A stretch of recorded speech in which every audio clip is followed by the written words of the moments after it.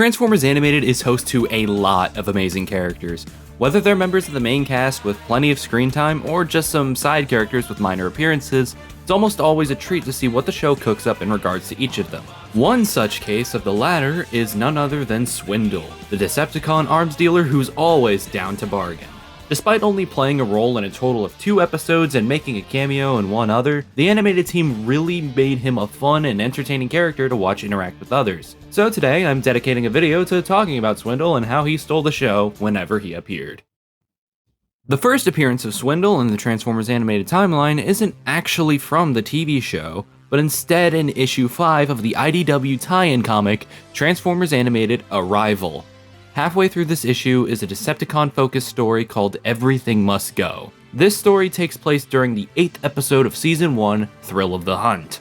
In that episode, the bounty hunter known as Lockdown hunts down and captures Optimus Prime, planning to hand him over to the Decepticons in exchange for upgrades, with his client being the triple changer known as Blitzwing. This part of the comic opens up on Blitzwing's perspective of a video call that happens during the same episode, including the same dialogue. However, once the video cuts, Blitzwing is slammed by Lugnut into the screen of his computer, the latter of which being upset that the triple changer resorted to making deals with bounty hunters. After Blitzwing explains he did it to exact revenge for Megatron, Lugnut basically calls him an idiot, fires missiles into the walls of the hideout, and flies off to parts unknown. Once the single brain-celled Decepticon flies off, the one with 3 brain cells, one for each personality, is left in pretty rough shape. Luckily for him, Swindle makes his appearance. He noticed that Blitzwing was outgunned and made a comment saying that while he makes it a point to never meddle in private affairs, lying through his teeth, he had a little something to help him outmatch Lugnut. For the right amount of credits, of course. Blitzwing takes the offer and purchases an Andalorian anti-gravity cannon, with which he wastes no time at all getting his payback against Lugnut. In their next encounter, he used the cannon to drop a massive chunk of Earth on top of Lugnut. The former Decepticon then leaves, with the latter emerging from the rock and swearing revenge. That's when our favorite salesman makes another appearance, claiming he has just the item to silence obnoxious, overbearing triple changers. Lugnut takes the offer, now armed with a Telosian triple crusher cannon.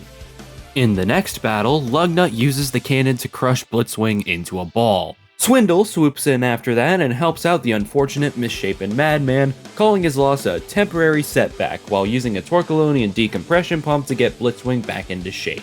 He then offers a bunch of various little items he picked up on an excursion to the planet Daros, while getting a bit sidetracked and telling Blitzwing if he ever visits Daros, do not visit the Northern Hemisphere. In his own words, the locals are surly, the service is lousy, and the energon is watered down. For a scummy arms dealer, Swindle sure seems to have some class. Now, to the reader, it's pretty clear he's arming both sides for the sake of profit and helping instigate the situation further, and it's really funny, in my opinion, that this guy saw 2 people beefing with each other and said, "Whoa, hey!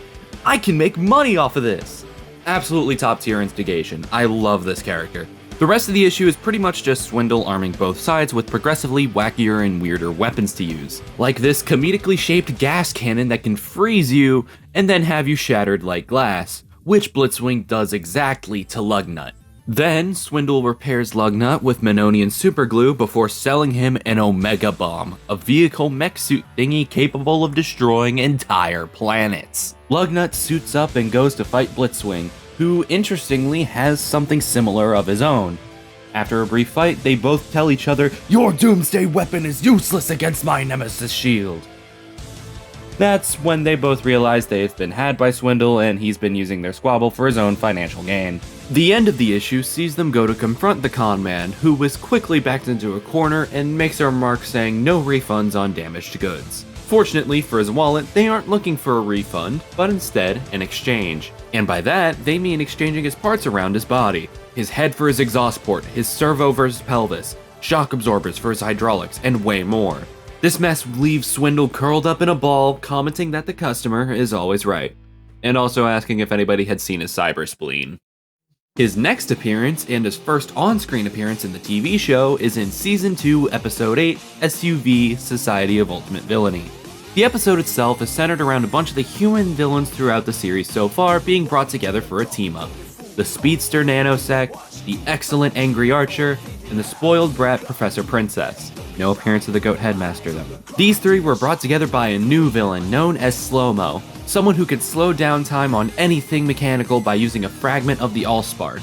She'd been using it to slow down Bumblebee, who had been tracking down the other three members of the team, keeping the other criminals free. During the newly formed team's first heist, they were cornered by police in Bumblebee, barely managing to get away. While they were trying to figure out their next move, Slow-Mo received a call from a stranger instructing her to get inside of a nearby SUV and use it as a getaway vehicle. In exchange for usage of the vehicle for their little excursions, they'd help this mystery man obtain parts for a big new invention and auction it off to the highest bidder, with them splitting the boatload of cash. Wrap it up, honey. How big a boat are we talking? Does the name Titanic ring any bells? The team, now dubbed the Society of Ultimate Villainy, named after the SUV getaway vehicle they just used, agreed to his terms, going around the city of Detroit and stealing all of the necessary parts. Eventually, they craft the device that the mystery man asked them to, with one piece left, the Allspark fragment Slow-Mo uses. However, upon learning she'd have to give up her power, Slow-Mo called off the deal.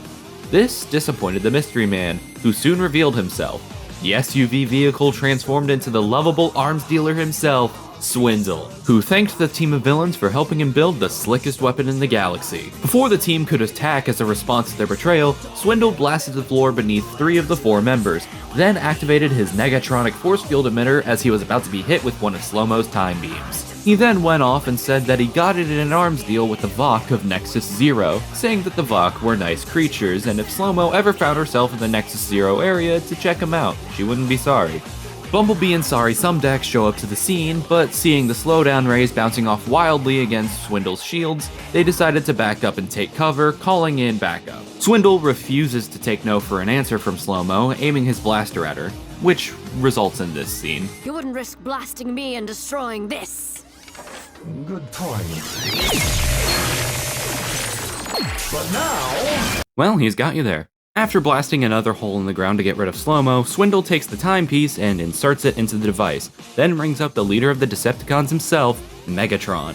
He chats him up a bit, saying how it's been a long time and how Megatron was his favorite customer, while Megatron is immediately asking him to cut the crap and tell him how he got this frequency. Swindle tells him it was from a mutual bounty hunting friend, more than likely Lockdown, then proceeds to show off the new device so he could sell it to Megatron. The leader of the Decepticons says he might be interested in buying it if it truly does what he says it does. To which Swindle makes a joke about how on Earth you can't sell a car without giving the customer a test drive, then turns on the device for a demonstration. Once the device activated, pretty much all of Detroit's machinery is taken completely offline. Cars are broken down in the middle of the road, worker robots completely shut down, and the Autobots are left completely still. Swindle himself is immune to this though, thanks to his force field emitter. Now upset by their betrayal, the SUV team and Sorry both team up to take down Swindle, bringing Bumblebee to Sumdac Tower and getting themselves some force fields to protect themselves from the device. They then proceeded to jump the innocent scammer, forcing him to fall off the building they fought on. Bumblebee then went to destroy the machine, Allspark fragment included, before Nanosec pulled it out. There was a quick fight, which ended in the fragment falling off the building, and Swindle catching it. The other Autobots arrived at the scene, with the Decepticon about to show them what this thing could do. But Bumblebee jumped in with his force field still activated, reflecting the slowdown ray onto Swindle, who went back into his vehicle mode before being frozen entirely. Soon enough, Detroit's police were on the scene, arresting the SUV team. As for the frozen Swindle, well, Captain Fanzone said that he was going to be stripped and sold for parts at an auction, which is a really brutal fate considering that would basically be the Cybertronian equivalent of having your organs harvested and sold. The next time we see Swindle isn't really anything major, but it does set up his next appearance. 5 Servos of Doom, the 6th episode of the 3rd season, Sentinel Prime captured some Decepticons and intended to bring them back to Cybertron. One of these prisoners is Swindle, who is still frozen in vehicle mode after all this time. Sentinel explains that since Swindle was stuck in vehicle mode, all he had to do was pay a fine to the Detroit police and tow him into his ship. They couldn't exactly cuff or restrain him properly since he was in vehicle mode and not his robot mode, so they kinda just let him be. Then in the next episode, Sentinel's ship takes off, headed back to Cybertron.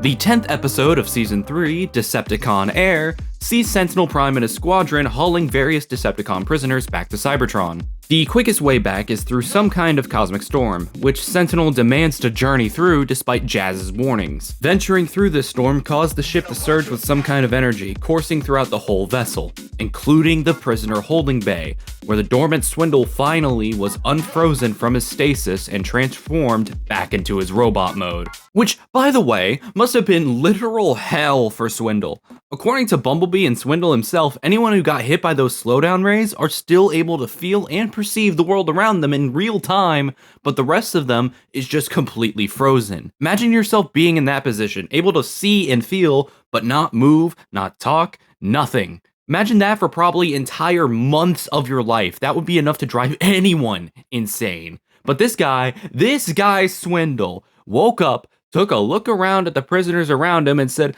"Oh, cool, a golden opportunity for profit." I gotta admit, I admire his dedication to his career. If I was in his shoes and I finally got free, I'd probably just curl up into a ball, cry, and rethink my entire life choices. Right, back on track. Like I said, Swindle took a look around and saw the situation, wanting to take advantage of it and free the Decepticons in exchange for something in return. But after being told by Lugnut that they're serving Megatron, Swindle decided to help them out and get them freed as well as rearmed. Soon enough, the Decepticon prisoners escaped to the ship's cockpit, seizing control of the whole spacecraft. You want to watch with pay? Pay with your sparks. I also accept all major credit downloads. God, I love this character. Lugnut is about to finish off Sentinel Prime and Jazz before Swindle swoops in and tells them that it'd be better off to keep them around and sell them for spare parts, saying that the elite guard parts are incredibly rare and these two are a goldmine for them. He even claims that these would fetch them enough money to retire to a beach island on Nebulos. Plus, they could use the captives as good bargaining chips to help find Megatron. Lugnut and Blitzwing agree there's logic to Swindle's idea, so they end up tossing the Autobot captives in the prison bay for now. As the Decepticons finished locking them up, Swindle opened some kind of storage compartment in his chest that was linked to another dimension via transwarp energy. He gave the Starscream clones Ramjet and Sunstorm new helmets as a way to tell them apart better, aside from just colors. Right as he was about to close it, Optimus Prime had hijacked the transwarp energy frequency of Swindle's compartment and used it to infiltrate the ship as a means of rescuing the Autobots on board. Okay, seriously, what is this? Swindle is going through absolute hell right now. When Optimus came on board, he made a break for elsewhere on the ship, looking for a better advantage point. In the meantime, Swindle was left in charge of guarding the prisoners in their cells. But he basically said, yeah, screw that, and left the prisoners alone, heading off to loot the ship. Gotta respect the dedication to his priorities. Eventually, the battle between Autobot and Decepticon ended up blowing a hole in the ship they were on, taking the fight into space. All the while, Swindle had found his way into a parts storage room, filling his compartment with all the wares he could find. He watched as Sunstorm and Ramjet flew by, struggling in the fight. Swindle thought for a moment, saying he should maybe help them.